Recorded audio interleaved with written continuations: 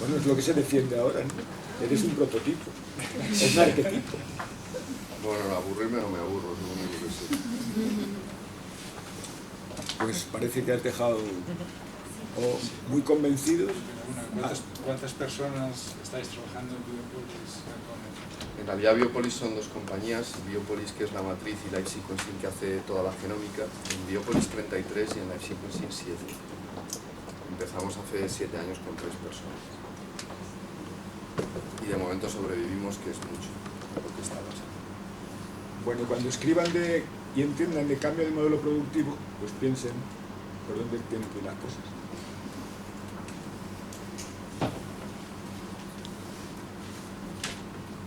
¿Preguntas?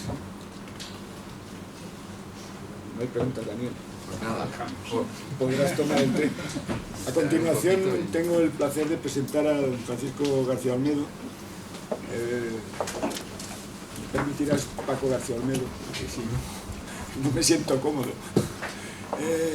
Bueno, yo creo que es el gran referente que en el ámbito de la agricultura empezó con el tema de los cultivos modificados genéticamente y que además ha hecho un esfuerzo tremendo por la divulgación. Bueno, ha sido catedrático, en este momento no sé si eres emérito o estás en situación próxima a emérito en la Escuela de Ingenieros Agrónomos de la Politécnica de Madrid. Ha sido pionero en todas estas cuestiones y además ha hecho un esfuerzo en divulgación considerable y además ha participado en todo debate con algunos de los que no estaban muy conformes con la tecnología. Tienes la palabra para hacer esta referencia hacia tu visión sobre la seguridad de los alimentos. Muchas gracias. Bueno, ya pueden volverse, la tortícolis ahora es en el sentido, no voy a usar proyección. Es difícil ser el último de una mañana tan cargada de información y entonces tengo que hacer algunas aclaraciones de partida porque el título de mi comunicación yo lo acepté, no es mío, me lo propusieron cuando no tenía ni idea de lo que iba a hablar.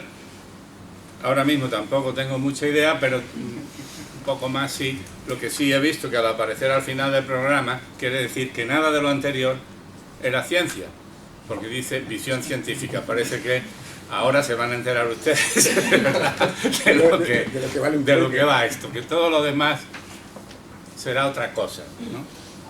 Por tanto, el título requeriría ser más específico y, por supuesto, no implicar que el resto, lo anterior, carece de visión científica. El que tal vez carezca de visión científica soy yo, porque ya no soy nada. Es decir, yo ya no soy científico, ya no soy profesor, como pone aquí, no me había fijado en ese detalle. Sigo perteneciendo al Colegio Libre de Eméritos, que es una entidad privada, y doy conferencias al amparo de este y de otras instituciones, pero en la Universidad Politécnica soy ocupa, es decir, ocupo una mesa que nadie sabe que ocupo, en un despacho que no es mío, bajo la tolerancia del verdadero... Y eso sí, tengo un teléfono y un email en el que me pueden localizar a veces, al menos. Como yo ya me figuraba, se ha hablado de casi todo y por tanto podía haber dado conferencias no tan bien dadas como las anteriores, pero parecidas en contenido, porque he dado muchas de ese tipo, pero dije, bueno, esta vez no hay oportunidad. Cuando lleguen a la una se ha dicho absolutamente todo lo que tú vayas a poner en tu... Tampoco uso PowerPoint por varias razones. Una es que estoy en contra del PowerPoint. Estoy harto de él. No en contra, harto de él. Porque a mí me molesta muchísimo y ya he pasado... Aquí hubiera sido el caso, el buen ejemplo de por qué estoy en contra del PowerPoint. Se consigue que estés hablando a personas que te están dando la espalda. Ustedes comprenden que eso es una situación deseable. Pues no. Yo voy a usar el arma biotecnológica por excelencia, que es la palabra, y que es la más apropiada, en mi opinión, para este tipo de intercambio. Yo, con todo mi respeto, no me he enterado absolutamente nada. Mire que he sido miembro del comité científico de la Agencia de Seguridad Alimentaria durante un periodo de tiempo, pero me ha resultado muy difícil seguir tanta información en tan poco tiempo. Entonces, yo voy a restringirme a unas reflexiones que se cortarán en el mismo momento que quien preside esto me corte. Es lo flexible de no llevar PowerPoint, porque si tienes allí las diapositivas se ve que no has tenido tiempo, así. No. Y lo voy a hacer en torno a dos acontecimientos recientes. Uno ha sido el incidente ya aludido el incidente del Escherichia coli en el norte de Alemania, y la otra, precisamente, por eso no quería que se empezara a discutir antes de que yo, porque entonces sí que me quedaba sin nada que hablar, del reciente fallo del Tribunal Europeo respecto a la miel, a una miel que lleva supuestamente trazas de un polen transgénico. Porque creo que estos dos acontecimientos ilustran muy bien hasta qué punto la irracionalidad se puede disfrazar de racionalidad, de método, de rigor. Es decir, el rigor lleva a la irracionalidad cuando se hace a tontas y a locas o por motivos espurios. Y este es el caso. Hay que insistir en que la seguridad alimentaria, la seguridad sanitaria, también la otra, lo que llamamos, es decir, la seguridad alimentaria tiene es una acepción ambigua en español porque alude tanto a la seguridad sanitaria como a la seguridad de comer. Y estoy de acuerdo con los que dicen que el mayor problema de la humanidad es la mayor enfermedad o la mayor riesgo alimentario es no comer. ¿De acuerdo? También es el de comer en exceso. Van a haber más muertos por obesidad, si no los hay ya, los va a haber enseguida, por obesidad que por falta de alimentos, ¿no? Pero me refiero a la seguridad sanitaria. De las dos acepciones, jamás en la historia de la humanidad hemos estado en tan buena posición. Lo que no quiere decir que estemos en una posición excelente. No estamos en una posición excelente porque habiendo en torno a 1.000 millones de hambrientos no podemos tocar el tambor y ser triunfalistas. Pero hay que tener por cierto que el número de hambrientos no ha disminuido, pero sí ha aumentado extraordinariamente el número de personas que comen. Es decir, si se quiere ver desde el otro lado del problema, hay 5.000 millones de personas, casi 6.000 millones de personas que comen hoy día, mientras que hace 30 años solo eran 2.000. El número de hambrientos se ha mantenido más o menos en el medio. Eso no es óptimo, obviamente, pero hay que saber en qué dirección nos hemos movido.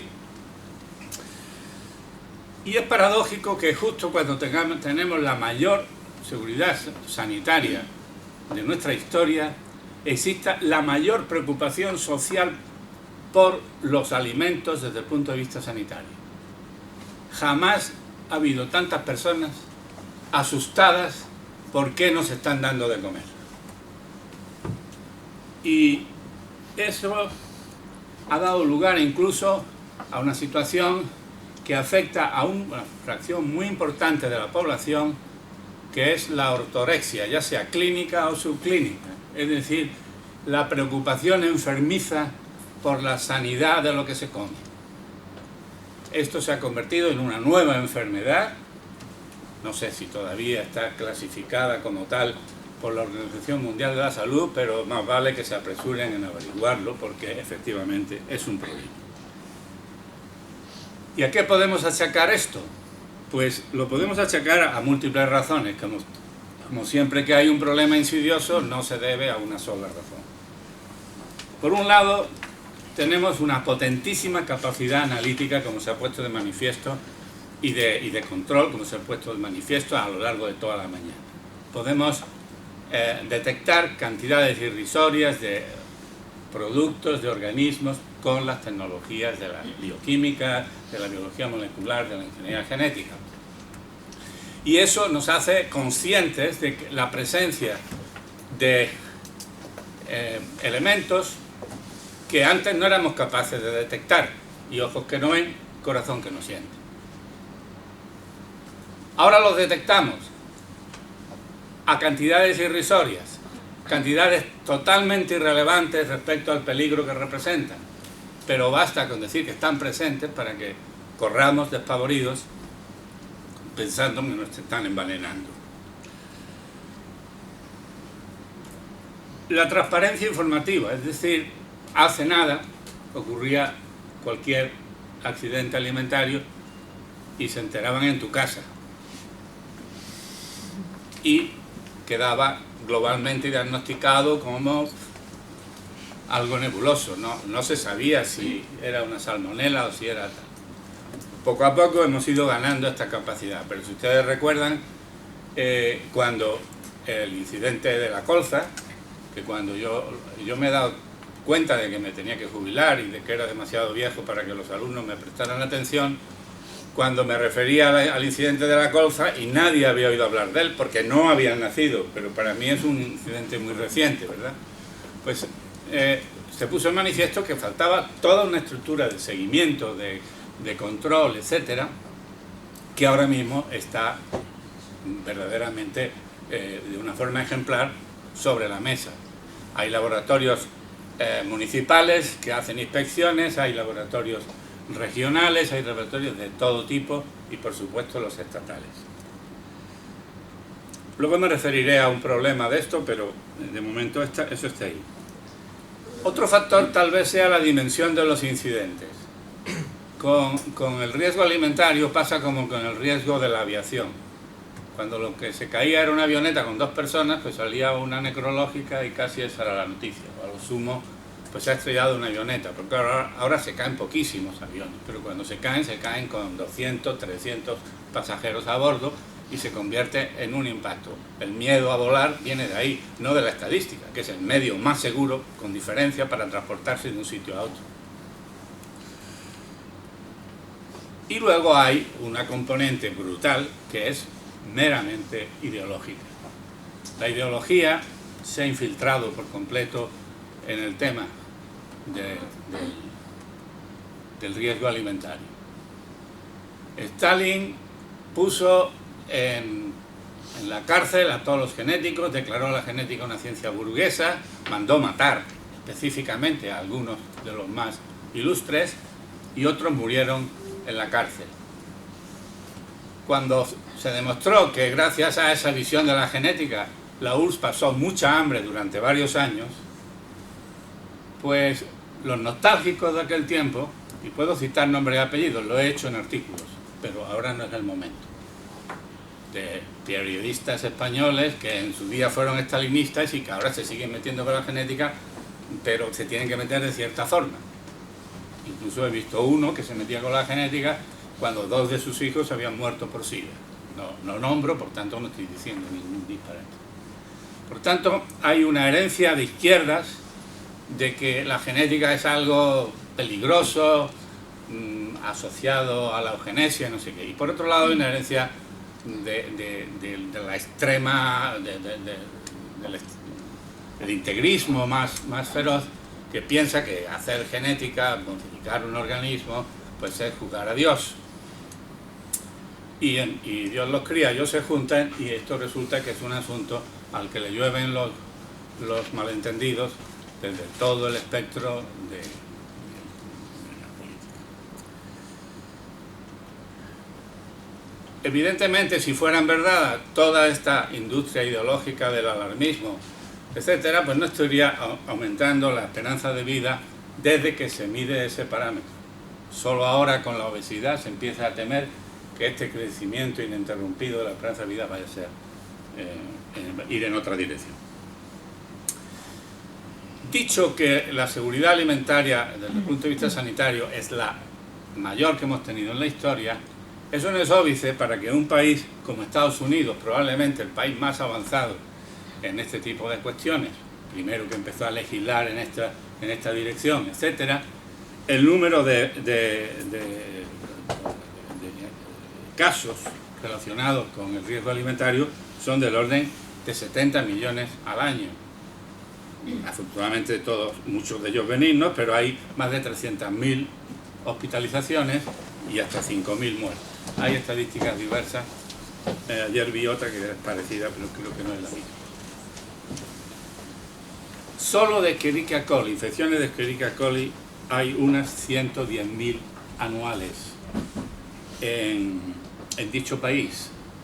110.000 anuales. No todas son graves como la que hemos perdido, pero sí dan lugar a 3.300 hospitalizaciones y más de 90 muertos en el año de donde saqué esta estadística. De tal manera que estamos ante aunque esto está mejor que nunca, hay un amplio margen para estar alerta, un amplio margen para mejorar los sistemas de seguimiento, etc. El incidente este reciente del norte de Alemania pues ha sido el mayor de su clase en la historia y con una cepa distinta de la que por ejemplo, el caso anterior grande ocurrió en el 2007 en Estados Unidos, fue otra cepa de Escherichia coli, muy parecida a esta pero con características diferenciales que no voy a contar aquí, que ustedes seguramente conocen.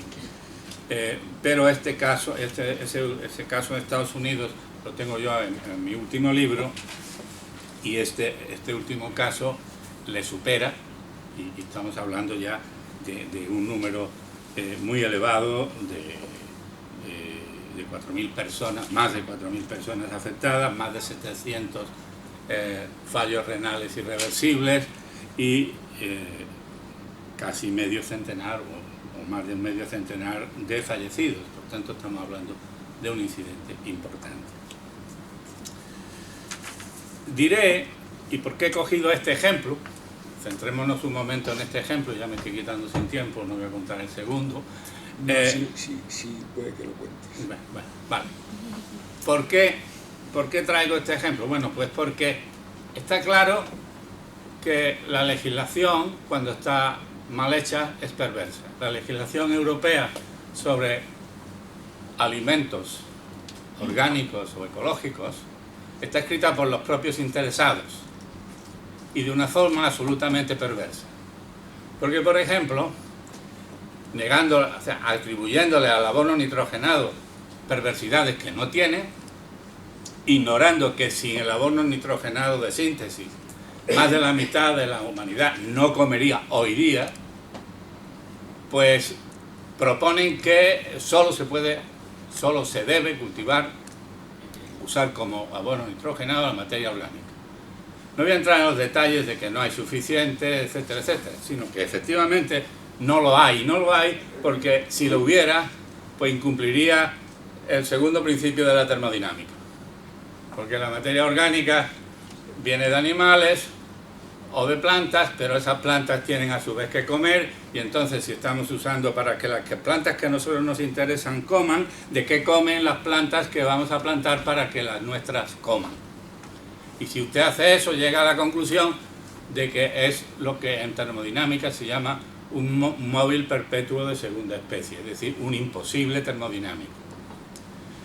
¿Hay materia orgánica? Todo ingeniero agrónomo que haya estudiado, incluso en esos chiringuitos que se han abierto en los sitios más insospechados, sabe que hay que poner toda la materia orgánica que uno pueda en el suelo porque mejora la estructura, porque contribuye a la nutrición, pero como no la hay,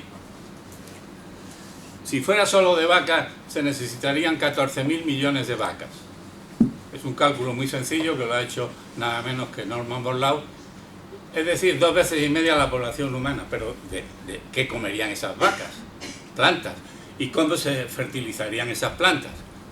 ¿Con elefantes o cómo? Y entonces tendrían que ser 24.000 millones de elefantes. Ese es el problema. Entonces, ¿qué hacen? En el reglamento, como no tienen y tienen que seguir, es poner que se fertilizará con abono preferentemente compostado. Sibilina, expresión legal que permite usar no compostado, que de hecho conduce a usar estiércol de 3 días.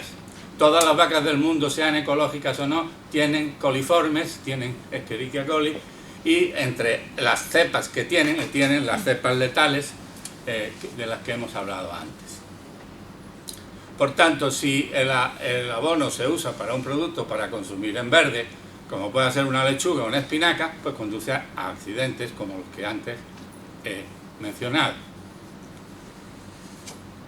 Las semillas son prácticamente, no se pueden esterilizar.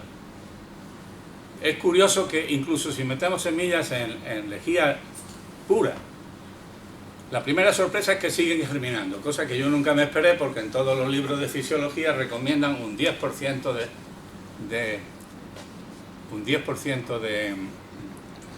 de lejía para esterilizarlas.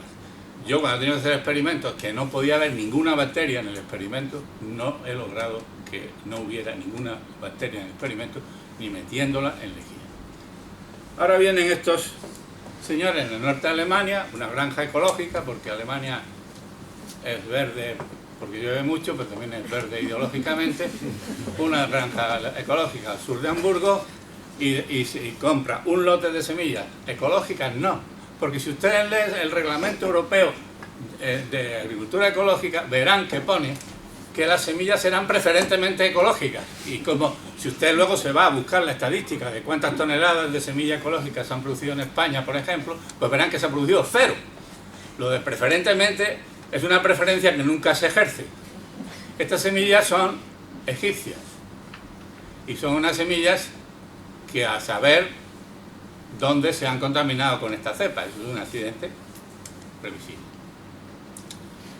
Si los ponemos a que germinen, porque los brotes, eso sí, los brotes se usan hace ya 3000 años en Oriente, pero los brotes no tienen ninguna de las propiedades mágicas que los ortoréxicos le imputan. Y lo que los hace populares entre ciertos círculos, porque es no sé qué, te hacen más bello, más joven, ya puede Daniel Ramón cerrar su empresa con esos polifenoles para mayor longevidad. Tomen ustedes brotes. Pues claro, da la casualidad de que para que la semilla germina se requieren unas condiciones que son exactamente las que necesita Escherichia coli para multiplicarse como una bellaca, y a una velocidad que jamás la semilla va a reproducir en su... De manera que es una muerte anunciada, pero no publicitada, y esta es la primera crítica al sistema. En España se han endiosado los productos ecológicos, no me puedo extender, pero estoy furioso con eso, basándose en la desacreditación de otras formas de producción, lo cual es suicida. Solo diré que la mayor agresión al medio ambiente de la agricultura es la invasión de suelo. Cualquier método que necesite más suelo para producir la misma cantidad de alimentos es menos favorable desde el punto de vista ecológico. Luego tendrá alguna ventaja, pero de entrada tienes que mencionarse eso que jamás se menciona. Como que el número de hambrientos depende del precio de los alimentos. Difícilmente un sistema que produce alimentos a mayor precio va a solucionar el hambre en el mundo. No hay nada que la solucione, estoy de acuerdo con eso. Ahora, es todavía más falso decir que los transgénicos no solucionan el hambre en el mundo. Las dos cosas son inexactas, pero una más inexacta que la otra. Sin los transgénicos lo vamos a tener muy difícil.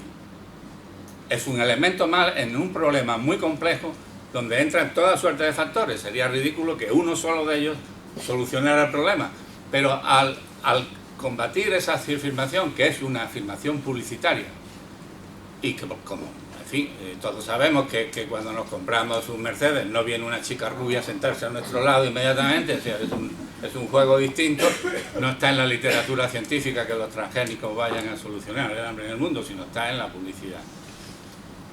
Pues más inexacto es decir que no la van a solucionar, porque entonces estamos conduciendo al público a una versión totalmente errónea. Si ustedes ven cómo se ha dado a conocer el verdadero foco de Escherichia coli, etcétera, etcétera, por ejemplo, el comisario europeo que anuncia públicamente eso, jamás mencionan que es una granja ecológica. ¿Por qué? Porque ideológicamente las granjas ecológicas son buenas por definición y no se les puede, hay que protegerlas. Si hubiera habido cualquiera de los incidentes que ha habido con alimentos ecológicos, es decir, la presencia de Escherichia coli en alimentos ecológicos y las muertes producidas por Escherichia coli en alimentos ecológicos, la frecuencia es 8 veces superior a la de los alimentos convencionales. Y eso hay que decirlo. Porque Jaime Costa muy prudentemente ha dado la estadística, por ejemplo, de fuminosina en maíces. ha omitido algo con mucha elegancia, pero ha omitido un dato fundamental, que es que la superficie de ecológico es ridícula frente a la de los convencionales. La frecuencia de fuminosina en ecológicos es de nuevo 5 o 6 veces la frecuencia de fuminosina en no ecológicos. Y eso hay que decirlo, pero no me quiero alargar.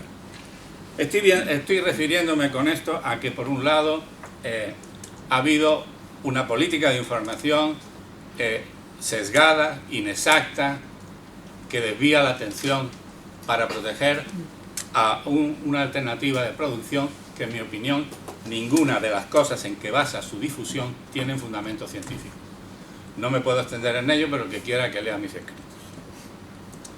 Por otro lado, este incidente ha puesto de manifiesto otra cosa importante, que es que este sistema tan barroco que nos han explicado de seguimiento de la seguridad alimentaria, adolece de falta de integralidad, o de como se quiera decir.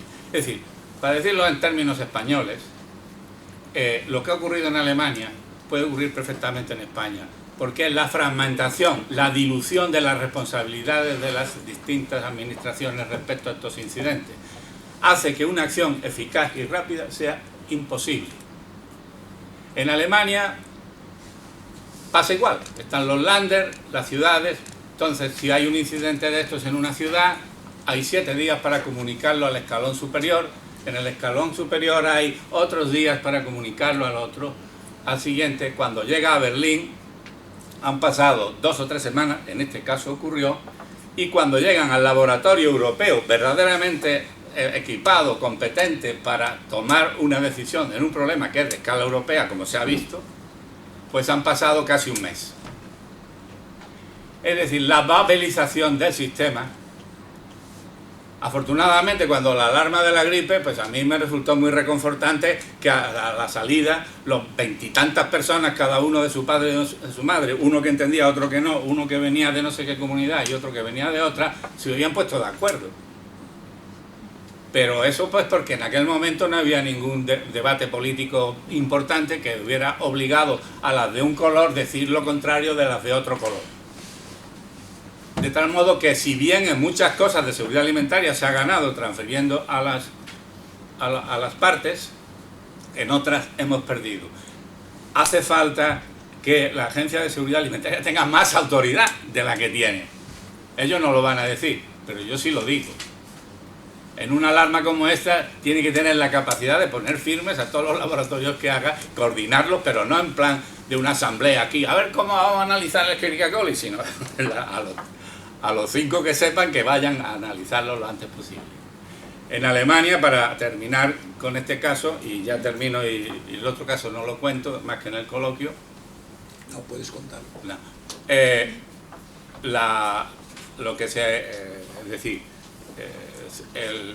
ya para decirlo todo, el sistema de identificación de Escherichia coli que se ha usado oficialmente, por contraposición a lo que las empresas y fuera de él pueden usar, ha sido lento.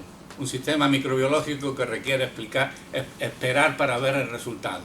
En Estados Unidos el mismo problema se aborda por PCR, pero para el que hay ya un protocolo. En este caso se ha llegado hasta secuenciar en 2 días el genoma de la bacteria. Pero el protocolo oficial, que es el que puede decir que si son los pepinos españoles o las semillas alemanas, pues eso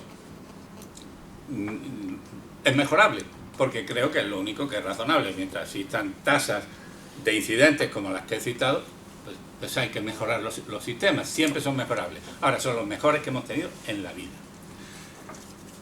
Lo del polen. El polen acaba de aparecer una sentencia, han aparecido 2 sentencias. Una que quita la razón por completo a Francia en su boicot de los... No tiene derecho legal al boicot que ha hecho de los transgénicos, y se lo tiene el señor Sarkozy, se lo tiene que comer porque ha sido por razones puramente comerciales y no por razones científicas serias. La otra sentencia es más interesante porque plantea un problema interesante, que es relativo a la detección de polen de maíz BT, de maíz transgénico, en miel. Entonces resulta que la sentencia, yo no soy abogado, intuyo por la lectura de que es correcta, es decir, se han aplicado las leyes son las que son, es el ejemplo de cómo por el exceso, por poner parches antes del grano, se llega a que cuando sale el grano no sabemos qué hacer, es decir, nos sale el grano de Escherichia coli y nos hemos comportado no muy bien, no hemos sido lo bastante eficaces. En cambio, estamos poniendo un parche en un grano que jamás va a salir. No hay ni una sola hipótesis de riesgo para la proteína BT. Está autorizada europeamente, a nivel europeo, para harina, gluten, glucosa, aceite, cualquier producto que se derive del eso. No pusieron en la lista, y si se cuela un grano de polen en una miel, también. Como no pusieron en la lista eso, los jueces, con un criterio conservador, dicen que no se puede fallar por extensión y por tanto. Pero fíjense ustedes la incongruencia. En todas las demás autorizaciones incluye que incluso ese maíz BT puede estar a un 0,9%, que es una cantidad medible, la razonable para pensar que si un mismo camión ha transportado los dos productos haya una contaminación, pues puede estar presente en un maíz etiquetado como libre de transgénicos, ¿de acuerdo? Sobre la base de que no hay ni una sola, no ya un riesgo establecido que estemos tratando de controlar, no hay una sola hipótesis de qué mal puede causar. Llevamos 150 millones de hectáreas de cultivos transgénicos este año, ya lo hemos superado por las últimas cifras que yo he traído de Argentina, que estaba dando unas conferencias, y entonces no ha ocurrido un solo incidente. En 30 años de transgénicos que se cumplen ahora, 15 de cultivo, no ha ocurrido un solo incidente. Imagínense que hubiera ocurrido una mínima parte, pero una mínima parte, una muerte, un fallo renal y un hospitalizado. No 4.750. ¿Qué hubiera ocurrido con los transgénicos? Porque se hubieran ido al traste. De forma irracional. Lo que hay presente en ese polen es menos de una parte por millón. Y lo que fallan es que no puede ser calificado como alimento transgénico exactamente el polen, porque no se puede propagar, no es un organismo que se pueda... cuando está en la miel ya no germina, ni puede polinizar, ni nada. Pero la miel con el S, con el polen, en la cantidad que sea, es decir, no le aplica por extensión el límite del 0,9%, que no, por un factor de 1 millón no lo rebasaría. Pero en términos legales, ese polen, pues resulta que tiene que solicitarse la autorización de miel con polen transgénico como un nuevo alimento. ¿Usted se imagina que alguien va a hacer eso? ¿Usted se imagina quién ha promovido eso? Pues alguien que quiere cargarse esta tecnología por motivos ideológicos. Pero claro, yo aquí he mostrado dos ejemplos que no han sido cogidos a tontas y a locas. En un sitio donde se está hilando finísimo un riesgo no especificado, ni imaginado, ni formulado por nadie, más allá de la palabra riesgo, un criterio que hoy no pasaría ni la aspirina ni el azúcar del café. Son los criterios que se están aplicando a esto. Y al lado nos están colando una legislación que produce muertes, que produce fallos renales irreversibles y que produce... ¿Ustedes creen que eso tiene sentido? El aparato de seguimiento, y con esto termino, que se ha montado para los transgénicos está basado sobre un hecho falso, y es que suponen un riesgo. Que conste que lo que estoy diciendo es el aparato que se ha montado. Yo soy absolutamente partidario de que se hayan tomado las precauciones que se han tomado. Yo tengo los dosieres iniciales de la soja, los dosieres iniciales del maíz, que son extensísimos y completísimos, y que se mantenga una cierta alarma, un estado de alerta, para que si surge algo, tomar las medidas, como se hacen con todos los inventos. Y retirarlos, como hacen los fabricantes de automóviles y como hacen todo el mundo.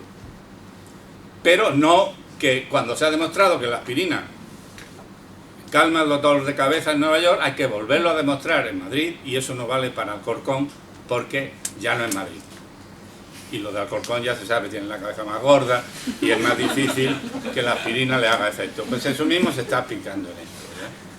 Entonces, claro, estamos en un sistema que, por ejemplo, permite que partidas ingentes de aceite entren en el país contaminadas con aceite mineral, porque lo único que le echan es los rayos X para ver si llevan droga, viniendo de donde vienen, de países más o menos nebulosos y poco civilizados en algunos aspectos, y eso entra y nos tenemos que enterar tarde y mal de que ha sido. ¿Por qué? Pues porque es extraordinariamente costoso cualquier sistema de seguimiento.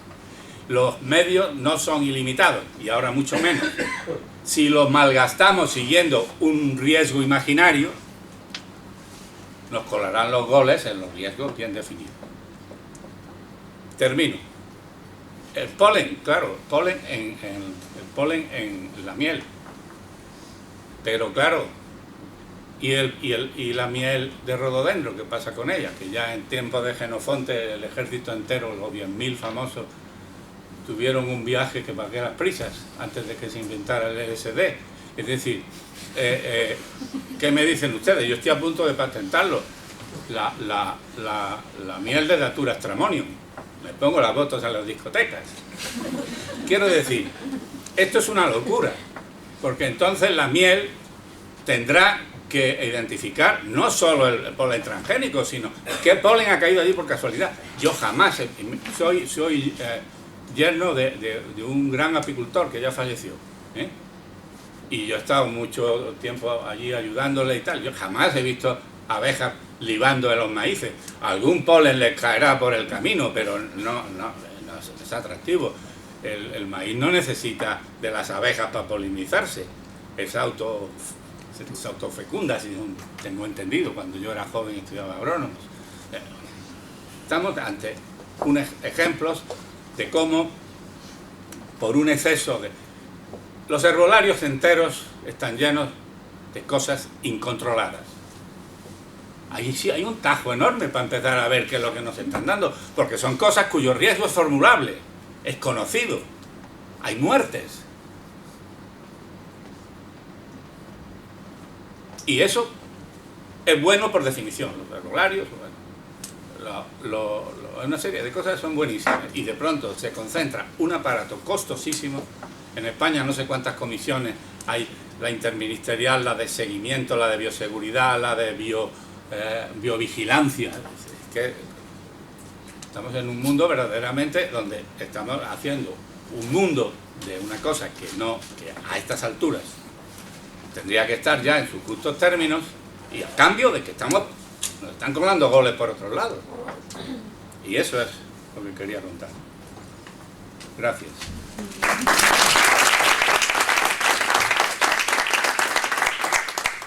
Muchas gracias. Me he permitido, puesto que había habido ya coloquios previos, tenemos 20 minutos en cualquier caso. Si al ratón me tengo que ausentar forzosamente, como ya les anticipé. Pero tenemos 20 minutos para que, si quiere alguien preguntar a Jaime Costa, puede hacerlo, y para que pregunten al profesor García Olmedo lo que ustedes quieran. Sí. Hola, yo soy Gemma Trigueros, de los vídeos usuarios, y era para preguntarle a Jaime si sabe, o si tiene noticias, supongo que sí, de si ha habido nuevos episodios de problemas de estos de coexistencia, de maíces ecológicos contaminados con maíces transgénicos, que hace unos años salió algo en prensa, pero ya luego no ha vuelto a salir. No sé si es que no ha habido o que no ha vuelto a salir.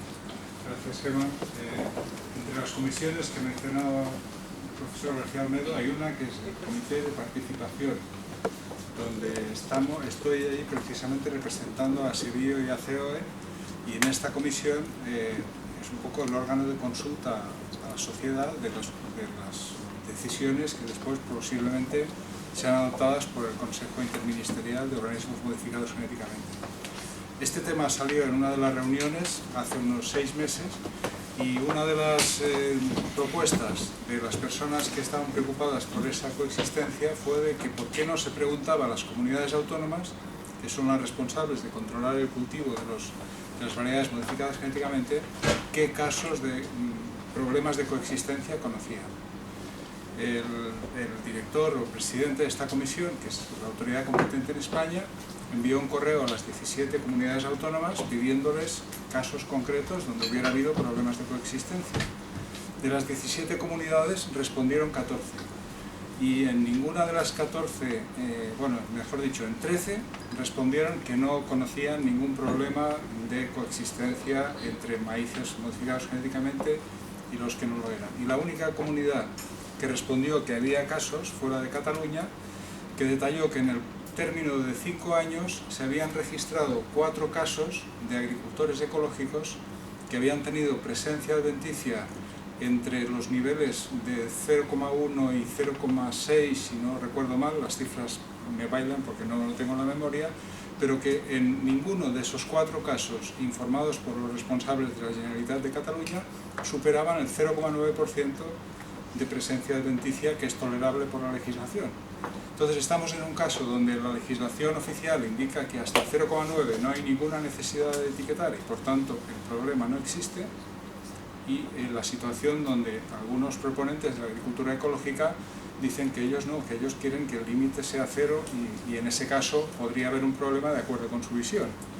Pero volviendo a lo que antes ha explicado el profesor García Olmedo, si vamos también a los datos del propio Ministerio, vemos que primero la superficie con maíces ecológicos cultivada en 2009 no llegaba a 400 hectáreas en toda España, que luego el listado de semillas de producción ecológica para el caso de maíz indica que no hay semillas de maíz ecológico disponibles y que por tanto, de acuerdo con unas exenciones del reglamento, los agricultores interesados en cultivar maíz desde el punto de vista de criterios ecológicos pueden usar semillas convencionales indicando que no han encontrado la que ellos buscaban. Pero claro, la semilla convencional puede tener también trazas superiores al 0,1%, porque la legislación sobre semillas pues lo permite, hasta que no lleguen al 0,9 no hay necesidad de indicarlo. Entonces, si alguien siembra una semilla que posiblemente tenga cierto nivel de presencia adventicia, luego no se debe llevar sorpresas si la cosecha puede tener algo de nivel.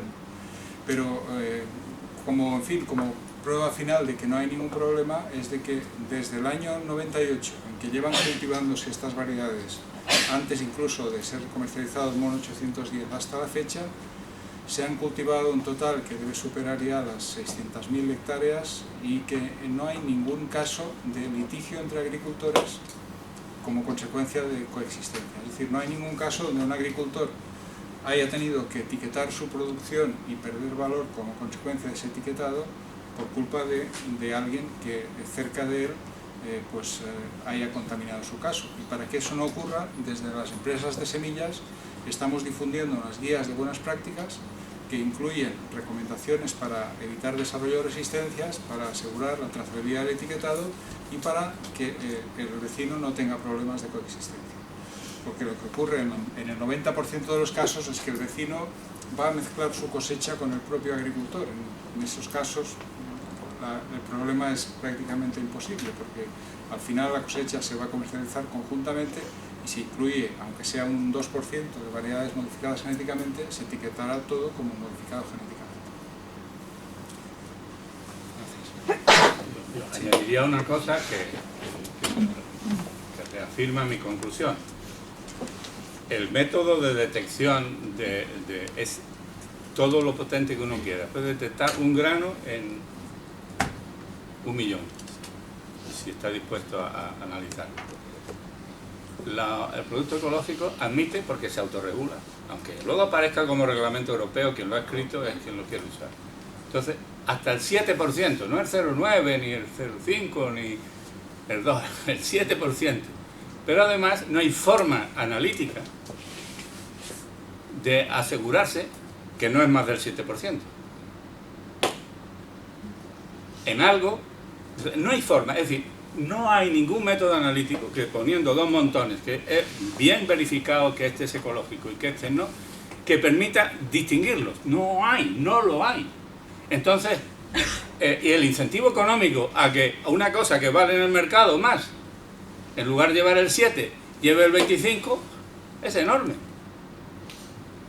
Y hombre, yo en el discurso, o sea, quiero decir, yo he repetido muchas veces que la proporción de chorizos entre los agricultores ecológicos y los no es la misma que entre los catedráticos universitarios y los guardias de la porra. Siempre una proporción de nosotros, yo me incluyo entre ellas, pues somos bastante desaprensivos, pero no, ni más ni menos. Es decir, lo que yo no admito es que nosotros, por hacer ese tipo de agricultura, estamos muy por encima de ustedes, cuando lo que están es vendiendo un producto a un precio superior al convencional y que en ninguna cata a ciegas sale ganador. En Inglaterra se han hecho con todas las grandes cadenas de supermercados y sale los últimos. Cata ciega. Ningún dato de composición lo hace más nutritivo. Ninguno. Se ha revisado la literatura desde el año 1950 a 2007, me parece que fue cuando se hizo. Se han seleccionado los trabajos más fiables y no hay la más mínima evidencia de esa diferencia. Que si existiera sería irrelevante, porque nosotros tenemos una dieta variada. No dependemos de un solo alimento para que nuestra dieta sea mágica. Pero bueno, me estoy extendiendo. ¿Más preguntas? Sí, por favor. Se presenta. Soy José Ramón Díaz de Asaja. Yo le quería preguntar al profesor García Olmedo, aunque ya diga que está juzgado y eso todavía sale. Ha empezado a esbozar un poco de lo que podría ser una reforma del RAS, o sea, la red de alertas.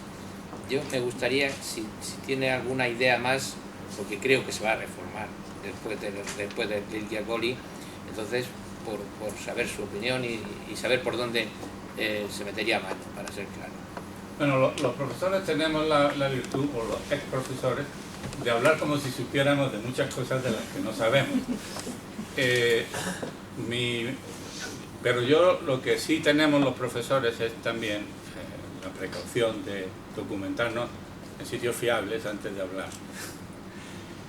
Respecto a los métodos seguidos en Alemania, en Estados Unidos, desde hace ya, me parece que son 10 años, si no me falla la memoria, hay un sistema que puede seguir concretamente Escherichia coli.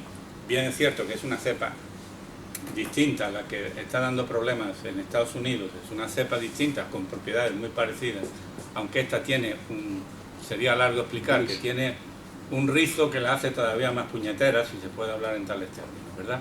Pero el hecho es que en Estados Unidos el protocolo oficial es por PCR en tiempo real, entonces puede seguir eso desde el primer día. Mientras que en Europa se siguen métodos un poco más clásicos. Me refiero, cuando se dice esto es que para que un método se emplee oficialmente tiene que estar contrastado. Eso lleva un tiempo y un dinero y una puesta de acuerdo. Ponerse de acuerdo en Estados Unidos es muchísimo más fácil que en Europa. En Europa, como se está demostrando en estos días, pues cuando Merkel dice A, el otro dice B y tal, y en Europa está babelizado respecto a este tipo de cosas y será más difícil tener un método común. Pero lo que se ha puesto en manifiesto es que aquí, desde que se empezó a tener una sospecha hasta que llegó al laboratorio europeo que está en Suecia, el problema pasaron casi un mes. Y mientras tanto los pepinos españoles habían ido a la estratosfera, ¿no? Es decir, ese es el problema. Entonces, pero eso es un detalle técnico, quiero decir que eso no es imputable, no es como una malfunción, funciona bastante bien, han funcionado muy bien, y sobre todo han funcionado muy bien los laboratorios alrededor porque enseguida la han secuenciado entera, en fin, han hecho una serie de cosas, pero el procedimiento, es decir, para afirmar que es lo que aquí no se cumplió, que los pepinos españoles eran los responsables, tenían que haber seguido un protocolo que no se siguió y causó un daño grandísimo. Bien es cierto que ante la presión de que estaba habiendo muertes, ¿no? Por decirlo todo, y sin que se chiven, se esfumó porque lo que se detectó en los pepinos, putativamente, era un Escherichia coli inconveniente.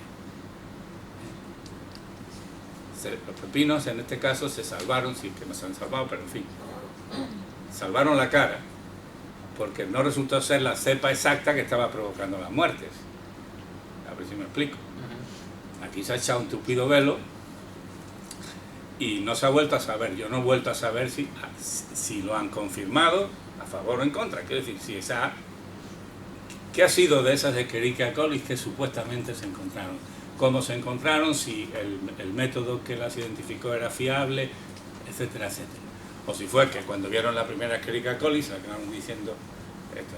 Eso ha quedado enterrado en el... Sigue en investigación, yo creo. Sí. Sigue investigándose.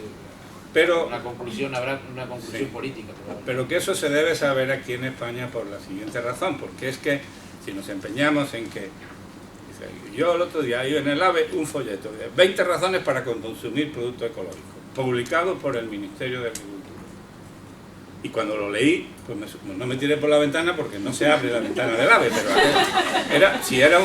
eran 20 cosas o francamente inexactas o incompletas y desde luego injustificadas. Y si uno va a la web del Ministerio a ver comercialización, ve que solo se da consejo para cómo se comercializa esto. Y cómo se comercializa el resto, ¿qué pasa?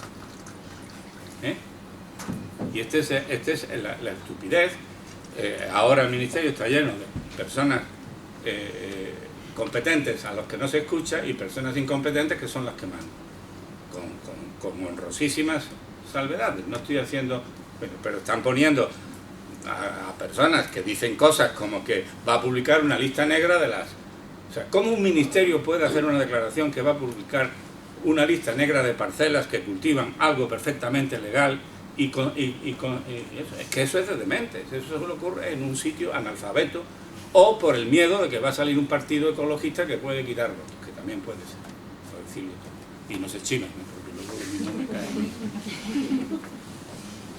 Sí. Sí, yo soy Lucía de Comunicación de la plataforma Ideasebio. Estamos muy preocupados, como ha dicho antes Jaime, por el tema de la imagen en los medios de comunicación de los transgénicos, ¿no? Y entonces en alguna reunión hemos sacado a la luz que bueno, pues muchas veces se hace caso a los ecologistas por las campañas que hacen de imagen, bastante vistosas, ¿no?, para un medio de comunicación. Y incluso hemos pensado, ¿tendrán que salir los científicos a hacer